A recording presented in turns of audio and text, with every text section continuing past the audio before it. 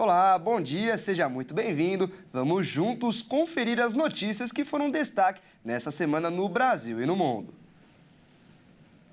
A seca que atinge o país deve impactar na safra de grãos 2023-2024. A projeção da Companhia Nacional de Abastecimento é que a produção deve cair mais de 20 milhões de toneladas. A estimativa da Conab em setembro, última projeção da safra 2023-2024, indica uma produção estimada em 298 milhões e 400 mil toneladas de grãos. O número teve uma redução de 21 milhões e 400 mil toneladas em relação ao volume obtido no ciclo anterior. Segundo a companhia, a diminuição se deve principalmente à demora na regularização de chuvas no início da janela de plantio, aliada às baixas precipitações durante parte do ciclo das lavouras nos estados do Centro-Oeste, além de Maranhão, Tocantins, Piauí, Bahia, São Paulo e Paraná. Outro fator citado pela Conab é o excesso de precipitação registrado no Rio Grande do Sul, principalmente nas lavouras de primeira safra. A área semeada está estimada em quase 80 milhões de hectares, um acréscimo de 1 milhão e 300 mil hectares sobre a safra anterior. Já a produtividade média das lavouras registra redução de mais de 200 quilos por hectare nesta temporada.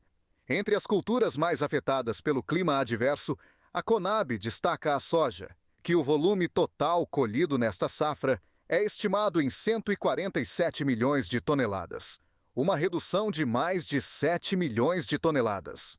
Além da soja, a safra de milho também deve ter queda na produção. Já o algodão, o arroz e feijão devem ter maior produção nesta safra.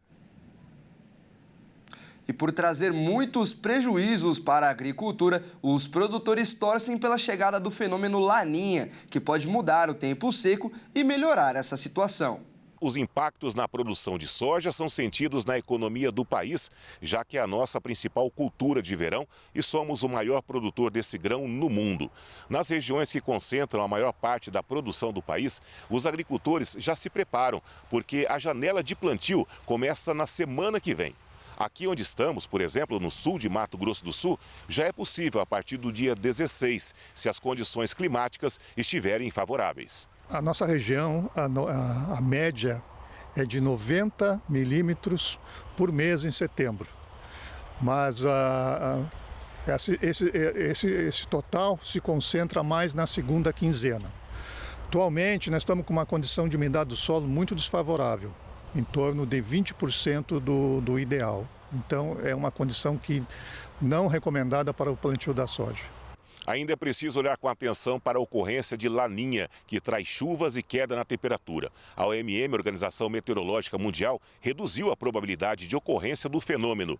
Em junho, o órgão tinha anunciado que a chance era de 70% entre agosto e novembro. Agora, a probabilidade caiu para 55% de chance de acontecer até novembro e ampliada para 60% a possibilidade de que o fenômeno ocorra entre outubro deste ano e fevereiro de 2025. É exatamente o período em que a soja está em desenvolvimento nas lavouras. O Laninha aqui para o sul de Mato Grosso do Sul está relacionado com a redução do volume de chuvas, né? Então, essa previsão para 2025 da ocorrência de Laninha pode ter alguma influência, mas, no entanto, devemos nos lembrar o seguinte, que tão importante quanto a quantidade da chuva é a distribuição.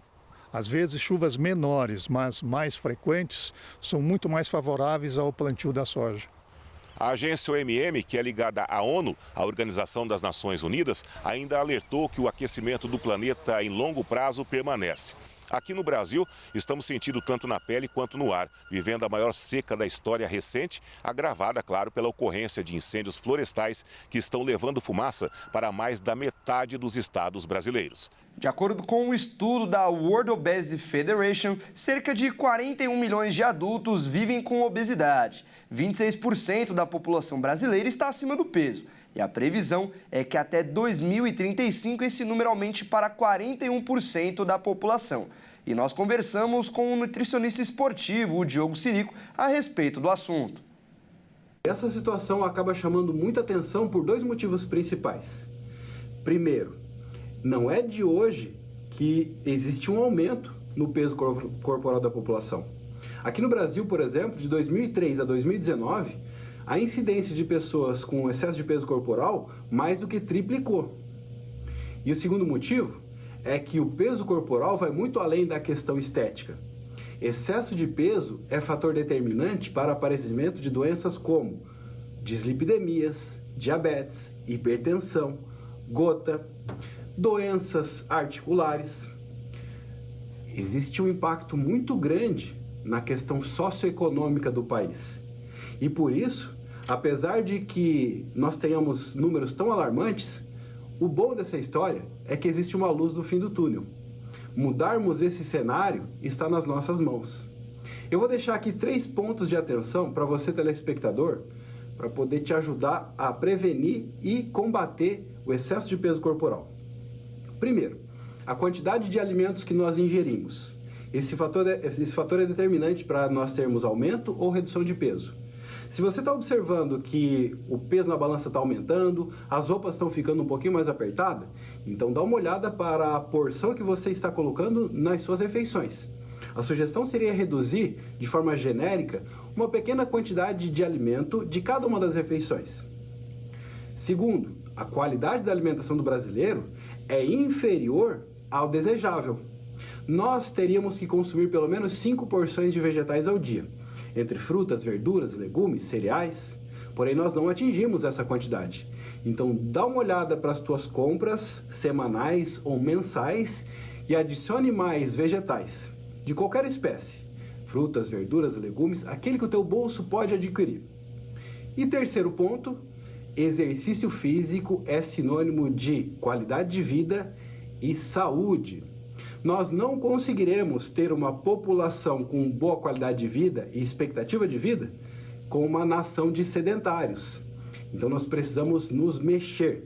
Um menino de 7 anos salvou um bebê que se engasgou com leite. O menino aplicou uma manobra de primeiros socorros que aprendeu no curso de Corpo de Bombeiros Mirim. E eu estive no batalhão do Corpo de Bombeiros da Sé para entender sobre o assunto. Saber as técnicas de primeiros socorros pode salvar vidas, por mais básicas que sejam. E foi o que aconteceu lá em Florianópolis. Theo, um menino de 7 anos, viralizou após salvar o seu irmãozinho, um bebê de 3 meses, que se engasgou com leite materno. Ele aplicou uma manobra que aprendeu no curso do Corpo de Bombeiros. E nós estivemos no Corpo de Bombeiros da Sé, no centro da capital paulista, e conversamos com a Tenente Olívia, que explicou melhor pra gente como funcionam as técnicas e como aplicar em um bebê engasgado. Primeira coisa, como que eu vou saber se o meu bebê ele engasgou? Os primeiros sinais é ausência de choro, então ele não vai chorar, e ele vai ficar arroxeado muito rapidinho. Os bebês, rapidamente, eles já vão apresentar esse arroxeamento. Então, primeiro de tudo, eu vou posicionar a criança no meu antebraço, de forma que a minha mão, ela forme um V nas vias aéreas, ou seja, nariz e boca, para permitir que essa via aérea ela fique aberta e expulse aquele líquido que esteja obstruindo. Então, eu vou prender o bracinho dela aqui embaixo do meu braço para ela ficar bem firme, né? Os bebês novinhos, eles são bem molinhos. Um detalhe muito importante é posicionar o tórax do bebê, né? Que a gente fala aqui, os ombros, as escápulas, abaixo da linha do bumbum, para a própria gravidade auxiliar a gente na desobstrução. Então, os meus dedos em vez mantendo as vias aéreas, o bebê posicionado, preso no meu braço, tórax abaixo do bumbum. E, primeira coisa, eu vou efetuar as palmadas entre as escápulas, que a gente fala entre os ombros. Então, tô aqui. Nessas primeiras 5 palmadas, geralmente, quando é um líquido superficial, o bebê já vai desengasgar. Não desengasgou, eu vou continuar nas palmadinhas. Se o bebê ficar inconsciente, ou seja, se ele desmaiar, se ele desfalecer no meu braço, eu vou acrescentar mais uma manobra. Então, não desengasgou, o bebê ficou inconsciente. Vou virar ele aqui, vou posicionar ele no meu segundo antebraço, né? Segurar bem a cabecinha dele aqui e fazer 5 compressões torácicas na altura do mamilo. Isso vai permitir com que o sangue continue circulando e irrigando os tecidos do bebê. 5 compressões, voltei aqui, 5 palmadinhas. Não voltou, não deixou de ficar desmaiado, não voltou à consciência, volto aqui, mais 5 compressões. Eu vou fazendo essa manobra até ele retornar. Como que eu sei? A hora que ele chorar. Se o bebê começar a chorar, incentive o choro. Acalme ele, abrace, mas deixe ele chorar porque o choro é o sinal que a via aérea foi desobstruída e que ela não está sendo mais obstruída. E lógico, a partir do momento que eu detectei os primeiros sinais, eu aciono o socorro médico via 193. Enquanto a viatura chega, eu posso estar prestando esses primeiros socorros. E veja a seguir, um cãozinho pode ser essencial em tratamentos para ansiedade e depressão. Tudo isso você confere na volta do intervalo. Não sai daí, eu volto daqui a pouco.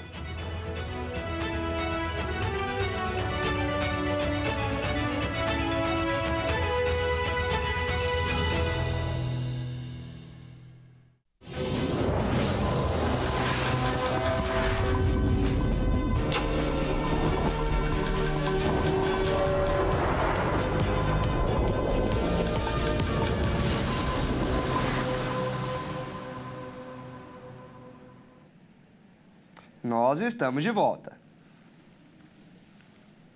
Em Mato Grosso do Sul, proprietários de 32 mil imóveis rurais na fronteira correm o risco de perder as suas terras. Isso pode acontecer se não fizerem a ratificação, que é um processo que confirma a posse da área concedida anteriormente pelo Estado. Sem essa ratificação, a titularidade da terra não é reconhecida oficialmente pela União e o prazo vai até outubro de 2025. 12 meses. Esse é o tempo que resta para que donos de terras na faixa de fronteira em todo o país e com área superior a 15 módulos fiscais regularizem as propriedades com a União. Em Mato Grosso do Sul, esses imóveis estão concentrados em 45 municípios. As dúvidas em torno do processo de ratificação vêm chamando atenção na Assembleia Legislativa. Ela é uma segurança para todos aqueles que tenham todo esse rol de documentação. O problema dessa ratificação é para aqueles que, por algum motivo, não tenham todos os documentos necessários. E aí que é o problema, as dúvidas, né? Porque a lei ela afirma que aquelas pessoas que não fizerem essa ratificação, sua propriedade, então seus documentos deixarão de existir e serão transferidas essas propriedades para a União. Esse que é o ponto de interrogação que nós estamos trabalhando para poder esclarecer. A validação das áreas rurais é prevista pela Lei 13.178, que originalmente estabelecia um prazo de 4 anos para a regularização dos produtores. Esse prazo foi estendido pela Lei 14.177, que agora determina a conclusão do processo em até 2025. Outra mudança permite que os produtores rurais apresentem seus documentos diretamente no cartório de registro de imóveis. São dois encaminhamentos. Até 15 módulos é direto no cartório e precisa levar toda uma gama de documentos para poder fazer essa ratificação, ou seja, a validação dos documentos que foram emitidos pelo Estado. E acima de 15 módulos, você precisa de alguns documentos a mais e acima de 2.500 hectares precisa ser aprovado pelo Congresso Nacional. Isso nos preocupa muito na frente parlamentar, porque é um assunto muito sério, um assunto que precisa ser esclarecido, porque existem várias dúvidas e nós estamos, então, buscando essas informações, fazendo esse trabalho para que possamos dar segurança aos produtores. Em Dourados, 95% dos proprietários precisam se regularizar. São cerca de 2.000 ruralistas. Até agora, 600 deles já iniciaram o processo junto aos cartórios. E o prazo vai até outubro de 2025.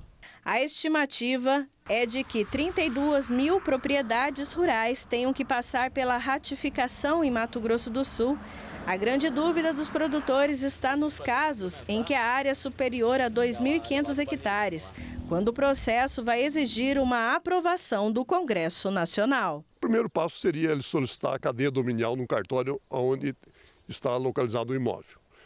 O segundo passo seria apresentar o georreferenciamento da área, o CAR devidamente já registrado e habilitado perante a OIMASUL, no caso nosso do Mato Grosso do Sul, e o CCIR, que é emitido pelo INCRA, atualizado, e o ITR, e mais a documentação pessoal de cada proprietário. Para este consultor agrícola, validar a propriedade oferece uma segurança adicional para o produtor, especialmente em relação às constantes discussões sobre demarcações de terras indígenas no estado. Se a propriedade ela foi feita, assim, ela foi certificada pelo INCRA, se foi feita toda a cadeia dominial desse imóvel, ou seja, ele vai ter o título de origem desse imóvel. Não é porque ele não pode ser ratificado. Uma vez ele ratificado, o produtor tem um documento na mão dizendo que ele tem o direito dessa propriedade, que ele tem a posse legal dessa propriedade. E ela não pode ser discutida como um direito de um ato, vamos supor assim, demarcatório, talvez. Então, isso é uma opinião, talvez minha, talvez possa ser juridicamente, pode ser discutido de outra forma. Mas eu vejo assim, você tem uma origem e um fim dessa propriedade. O número de pessoas empregadas no Brasil subiu em 2023 em relação a 2022. Foram cerca de 1,5 milhão de pessoas a mais. A maior parte dos postos de trabalho gerados alcançou a população parda e houve ligeiro crescimento de contratação de pessoas com deficiência. Os dados foram divulgados hoje pelo Ministério do Trabalho e Emprego. O levantamento completo, incluindo números do setor público, será divulgado no 4º trimestre deste ano. O resultado é consequência do Desenrola Brasil, programa do governo federal para diminuir o endividamento das famílias, da revalorização do salário mínimo e do novo programa de aceleração do crescimento. Todos os principais setores econômicos apresentaram crescimento em 2023.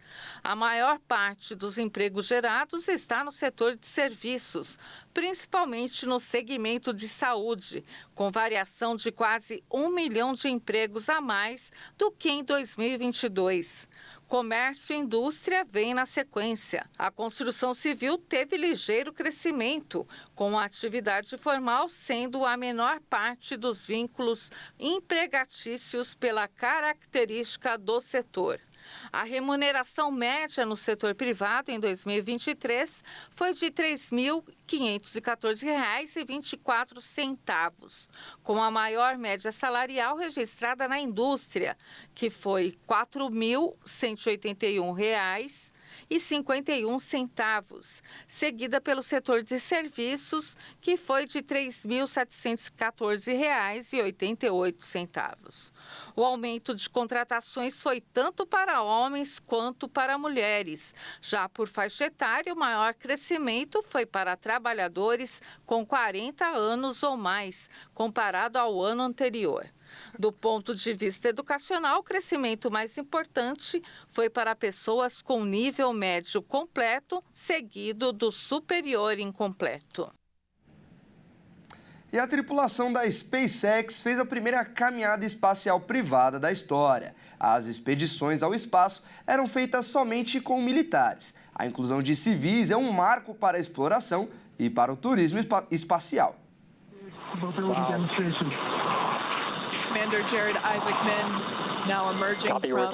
A tripulação do Polaris Dawn da SpaceX efetuou nesta quinta-feira a primeira caminhada espacial privada da história, uma missão que marca uma nova etapa na exploração espacial comercial. A missão, liderada pelo bilionário americano Jared Isaacman, decolou na manhã de terça-feira do Centro Espacial Kennedy, na Flórida. O foguete Falcon 9 lançou em órbita a cápsula Dragon, que transporta os 4 passageiros desta missão, batizada de Polaris Dawn, que atingiu uma altitude de 1.200 quilômetros. A chamada atividade extraveicular começou oficialmente nas primeiras horas da manhã desta quinta, quando o oxigênio começou a fluir para os trajes dos astronautas. Mais tarde, após as verificações finais, Jared Isaacman se aventurou a sair da nave depois da abertura da escotilha, como pôde ser visto na transmissão ao vivo oferecida pelo SpaceX. Este marco é o mais recente de uma série de conquistas da empresa fundada pelo bilionário Elon Musk e que se tornou uma potência que reconfigurou a indústria espacial.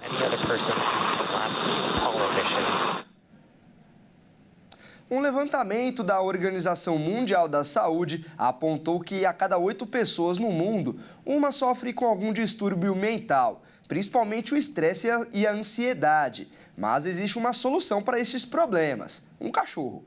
Cães-terapeutas têm ganhado destaque como aliados no tratamento de transtornos de ansiedade, trazendo benefícios emocionais e físicos para quem enfrenta essa condição. Ao interagir com um cão treinado, os pacientes experimentam uma redução significativa nos níveis de estresse e ansiedade, pois esses animais proporcionam uma sensação de calma e segurança. A terapia assistida por animais, que inclui visitas a hospitais e clínicas, auxilia não apenas no alívio emocional, mas também em processos de reabilitação física. Veterinários e psicólogos explicam que existem diferentes tipos de animais que auxiliam em tratamentos de saúde mental.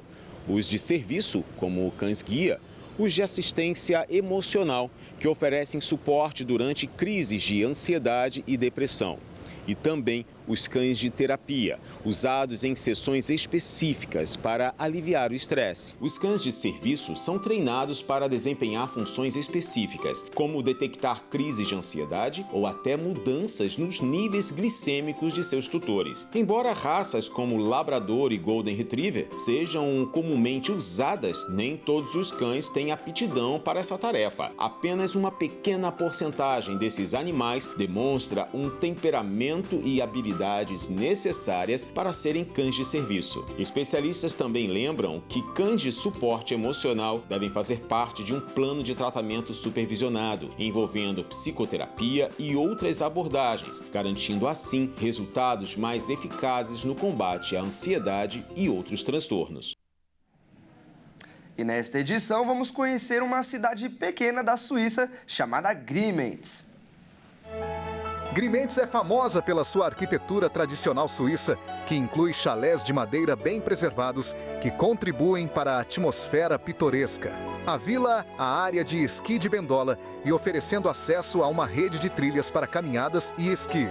Seja no inverno para esqui, snowboard ou no verão para caminhadas e mountain bike, a região é um paraíso para os entusiastas do ar livre que procuram paz e paisagens alpinas de tirar o fôlego.